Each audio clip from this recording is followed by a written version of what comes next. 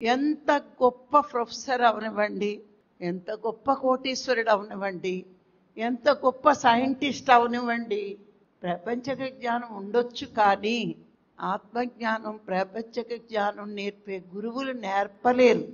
దానికి ఒక సత్యం తెలిసిన గురువే ఉండాలి. ఇక్కడ సత్యము అంటే అబద్ధం ఆడకపోవడం సత్యం కాదండి. కాలాలు మారినా, జగాలు మారినా, యుగాలు మారినా మార్పు చెందనిది ఏదైతే ఉందో అది సత్యం. కాలం మారచ్చు, యుగం మారచ్చు, జగం మారిపోవచ్చు, కానీ మార్పు చెందంది ఏదైతే ఉందో అది సత్యం అన్నారు. ఏముంటుంది? ఒక్క భగవంతుడు తప్పించి అన్నీ మారతాయి. అన్ని నిజాలు, భగవంతుడు ఒకటే సత్యం. నిజమే, ఇప్పుడు క్లాస్ జరుగుతుంది, 3వ తరగతి సాయంత్రం ఎవరో ఉండరు ఇక్కడ. ఇది నిజం.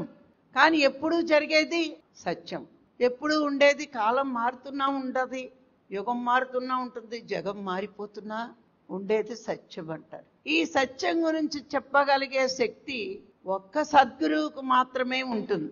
అలాంటి సద్గురువులు భూమి మీద 100కో 1,00,00,000కో ఒక్కళ్ళు అవతరిస్తారు.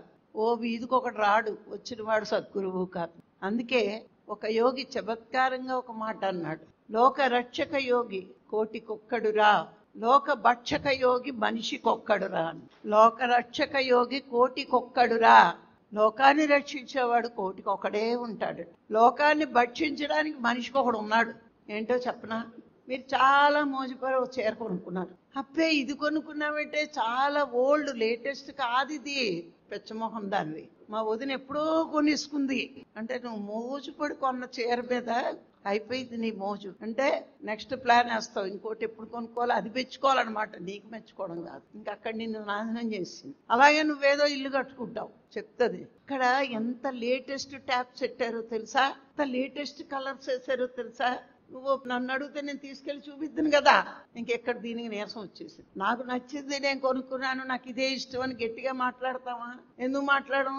చెంచల మనసు, చెంచల మనసు, చెంచల బుద్ధి. అంటే నీ మనసు ఎప్పుడు పరాధీనంలో ఉంది, కానీ నీ ఆధీనంలో లేదు. నీ ఆధీనంలో ఉంటే నువ్వు చేసిన ప్రతిదీ నీకు నచ్చుతుంది. పక్కన వచ్చినది పక్కన నచ్చలేదంటే నీకు నచ్చకుండా పోదు. ఓ చీర కొంటే 10 మంది పొగిడితే బ్రహ్మాండంగా ఉంటుంది, 10 మంది విమర్శిస్తే ఆ చీర ఎప్పుడు వదిలించుకుందామా, లేకపోతే ఇంకో దీనికంటే బకరాది ఇంకొకటి కనబడుతుంది. ఏమే నువ్వు నా ఫ్రెండ్ కదా, నీకు కూడా ఈ కలర్ బాగుంటుందని తెచ్చేసాను అంటే ఇది వదిలించేసుకుంటాను. ఇలా ఉంటారు మనం నాశనం చేసేవాళ్ళు. ధ్యానం చెయ్యి అంటే అప్పుడే ఎందుకు అని చెప్తే, ధ్యానం చెయ్యాలని లేనోడికి చాలా చమ్మగా ఉంటుంది. అదే ధ్యానం కోసం ఎదురు చూసినోడికి, ఇన్నాళ్ళు నా జీవితంలో దుఃఖానికి కారణం ఇది లేకేనా నాకు అర్థం కాలేదు.